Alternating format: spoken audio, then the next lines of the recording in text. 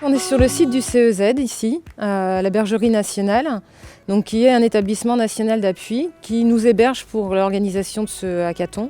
Mais le hackathon, en fait, c'est un événement qui a été commandité au dispositif national d'appui par le bureau de la vie scolaire et de l'action éducative de la DGER.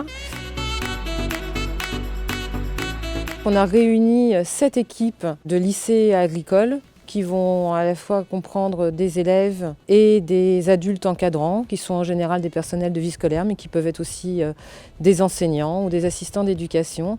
Et le défi qu'on a posé aux équipes avec ce hackathon, c'est de rêver leur internat idéal.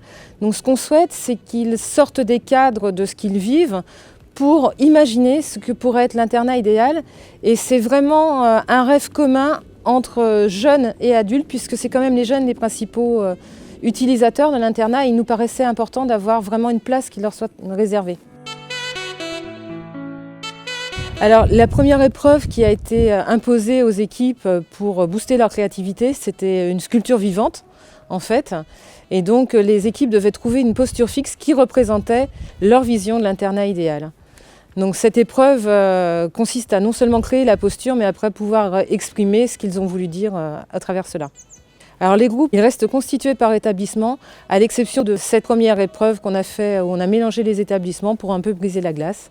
Mais c'est bien pour penser leur internat idéal dans leur établissement. Donc oui, ils restent ensemble pendant 26 heures.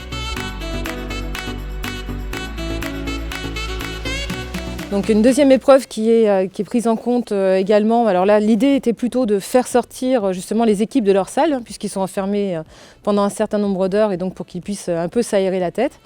Donc cette épreuve, ils avaient une mascotte à amener, et donc l'épreuve va consister à promener la mascotte quelque part dans la bergerie, ce qui permet de découvrir le site et de la photographier. Ils devront intégrer cette photo dans leur production finale.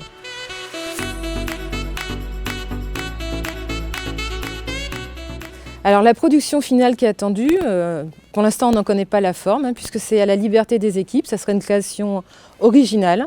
Donc ce qu'on veut simplement, c'est que les équipes nous donnent à voir ce que peut être leur internat de rêve, avec leurs mots, avec leur créativité, et on espère qu'ils vont nous faire rêver.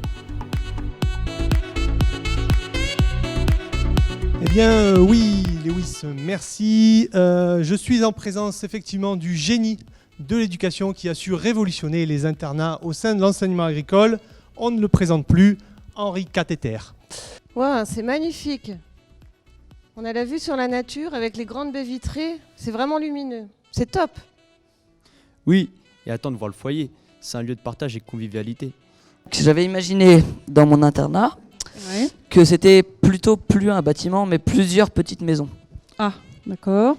Donc du coup, ça primerait l'autonomie des élèves. D'accord, donc il n'y a plus un seul bâtiment, mais de multiples maisons, c'est bien ça? C'est cela même. Et dedans, dans chaque maison? Il y a un fonctionnement dans la chambre pour pouvoir travailler uniquement avec ses camarades de chambre, mais il y a aussi les écrans connectés comme les tablettes, ordinateurs, pour avoir une bande de données de cours préenregistrées par thématique.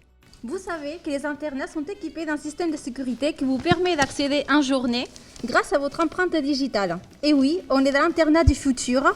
Donc, en bref, pour nous, un internat de rêve, c'est un internat pensé par les élèves pour les élèves. Excusez-moi, je prends la parole. Je crois que autant d'ineptie de la part de jeunes, je vais quitter le plateau. Je trouve que c'est vraiment absolument inacceptable. On ne vous dit pas bonsoir. Eh bien, bonsoir à vous quand même. Juste avant de décerner le prix que j'ai dans les mains, un grand merci, un grand bravo à tous. Vous avez franchement très bien travaillé avec un bel esprit d'équipe. Donc vraiment le rôle du jury, donc, qui est constitué de différentes personnes de l'enseignement agricole, il va y avoir l'inspection, il va y avoir le bureau de la vie scolaire à la DGER, il va y avoir des élèves, il va y avoir des enseignants, des directeurs d'établissement et des CPE. c'est de voir la production qui sera la plus créative, la plus originale, laquelle respectera le mieux le défi qui avait été posé. Et un trophée par équipe sera remis. On a choisi des nichoirs comme trophée parce que ça symbolise un lieu de vie, un lieu où on est bien, où on est au chaud, où on grandit et on apprend à voler de ses propres ailes.